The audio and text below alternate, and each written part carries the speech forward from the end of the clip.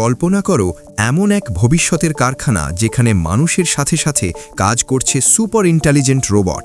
আজ আমরা ঠিক এমনই এক দুনিয়ায় ঢুকে পড়ছি, স্যামসাংয়ের ফিউচার ফ্যাক্টরিতে। স্বাগতম আমাদের আজকের এই অসাধারণ যাত্রায়, যেখানে আমরা দেখব কিভাবে আধুনিক প্রযুক্তি, স্মার্ট মেশিন এবং রোবট একসাথে কাজ করে প্রতিদিন লক্ষ লক্ষ স্মার্টফোন তৈরি করে। ডিজাইন থেকে শুরু করে অ্যাসেম্বলি, এমনকি কোয়ালিটি টেস্টিং, সবকিছুই চলে প্রায় নিখুঁত নির্ভুলতায়। ভাবতেই অবাক লাগে, তাই না? বন্ধুরা, তুমি কি ভেবে দেখেছো একই কারখানায় মানুষ আর রোবট একসাথে কিভাবে এত নিখুঁতভাবে কাজ করে? প্রতিটি নতুন প্রজন্মের সাথে স্যামসাংয়ের ইঞ্জিনিয়াররা প্রযুক্তিকে আরও উন্নত করে, যাতে আমরা পাই আরও স্মুথ, আরও ফাস্ট এবং আরও পাওয়ারফুল ইউজার এক্সপিরিয়েন্স।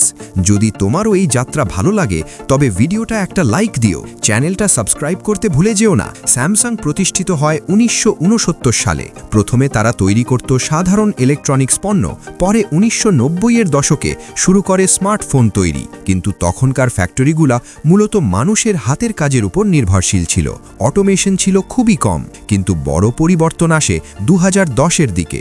স্যামসাং তখন বিলিয়ন বিলিয়ন ডলার বিনিয়োগ করে স্মার্ট ম্যানুফ্যাকচারিং ফ্যাক্টরি তৈরি করে। রোবট দিয়ে পার্টস অ্যাসেম্বলি, এআই দিয়ে কোয়ালিটি ইন্সপেকশন, এসবের মাধ্যমে তারা পুরো ফ্যাক্টরি সিস্টেমকেই নতুনভাবে সাজায়।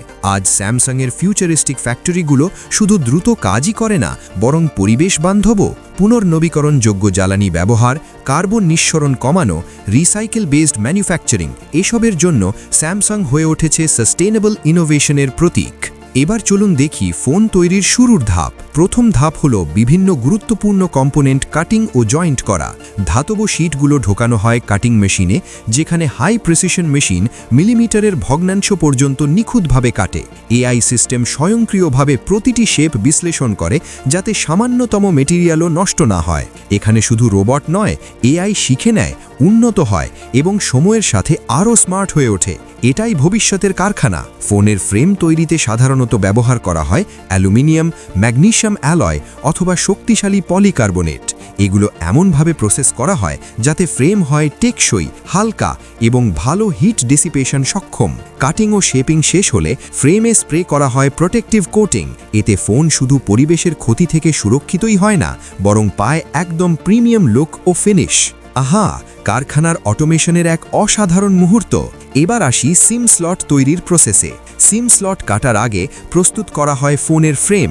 সাধারণত অ্যালুমিনিয়াম বা স্টেইনলেস স্টিল দিয়ে তৈরি এই ফ্রেমগুলো বিশেষভাবে প্রসেস করা হয়। কাটিংয়ের পর সিম স্লটের নির্ভুলতা, এজের স্মুথনেস খুব গুরুত্ব দিয়ে পরীক্ষা করা হয়, যাতে সিম ঢোকানো বা বের করার সময় কোনো ক্ষতি না হয়। ফোনে সিম ঢোকানো বা ব্যবহার করার আগে ইঞ্জিনিয়াররা প্রথমে কম্পিউটার এডেড ডিজাইন সফটওয়্যার ব্যবহার করে সার্কিটের ডিজাইন তৈরি করেন। কোন কম্পোনেন্ট কোথায় বসবে তা নির্ধারণ করা হয় এই সফটওয়্যারের মাধ্যমে। এরপর এই সমস্ত তথ্য রোবটের কন্ট্রোল সিস্টেমে আপলোড করা হয়। এখান থেকেই শুরু হয় প্রিন্টেড সার্কিট বোর্ড বা পিসিবি তৈরির গুরুত্বপূর্ণ ধাপ। প্রিন্টেড সার্কিট বোর্ড হল স্মার্টফোনের রিঢ়ের শিরদন্ত। এখানেই বসে প্রসেসর, সেন্সর, স্ক্রিন, ক্যামেরা এবং অন্যান্য ইলেকট্রনিক কম্পোনেন্ট। এই ধাপটি একদম নিখুঁত হতে হয়, কারণ একটি ছোট্ট ভুলও পুরো ফোনকে কাজ করা বন্ধ করতে পারে। স্ক্রিন প্যানেল তৈরির সময় শুধুমাত্র ডিসপ্লের কোয়ালিটি নয়, এর দৃঢ়তা, পাতলানি ও অন্যান্য কম্পোনেন্টের সাথে সামঞ্জস্য নিশ্চিত করা হয়। আজকাল মূলত দুই ধরনের প্রযুক্তি ব্যবহার করা হয়: OLED, organic light emitting diode, এবং LCD, liquid crystal display. Display তৈরি হওয়ার পর স্ক্রিনগুলো কোয়ালিটি টেস্টিংয়ের মধ্য দিয়ে যায়। এরপর এগুলো ফোনের বডির সাথে অ্যাসেম্বল করা হয়। এখানে সবচেয়ে গুরুত্বপূর্ণ বিষয় স্ক্রিন সঠিকভাবে বসানো হয়েছে কিনা। সঠিক সংযোগ ছাড়া ফোনের অন্যান্য কম্পোনেন্ট ঠিকমতো কাজ করবে না। রোবট একটি প্রেসার টেস্টিং সিস্টেম ব্যবহার করে নিশ্চিত করে স্ক্রিন ফ্রেমের সাথে সম্পূর্ণ সিকিউরভাবে সংযুক্ত আছে এবং কোনো ফাঁক নেই। এরপর রোবট স্ক্রিনের অন্যান্য কম্পোনেন্টের সাথে সংযোগ সম্পন্ন করে। অ্যাসেম্বলি শেষে স্ক্রিন আন্ডারগো করে final test, display check, touch sensor response, contact sensor পরীক্ষা। এটি নিশ্চিত করে যে স্ক্রিন পুরোপুরি কাজ করছে এবং ব্যবহারকারীর অভিজ্ঞতা নিখুঁত হবে।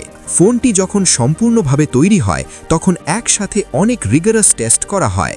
স্ক্রিনের স্থায়িত্ব, ব্যাটারির performance, water resistance, drop test. ফোনকে বিভিন্ন উচ্চতা, কোণ এবং পৃষ্ঠে ফেলা হয়।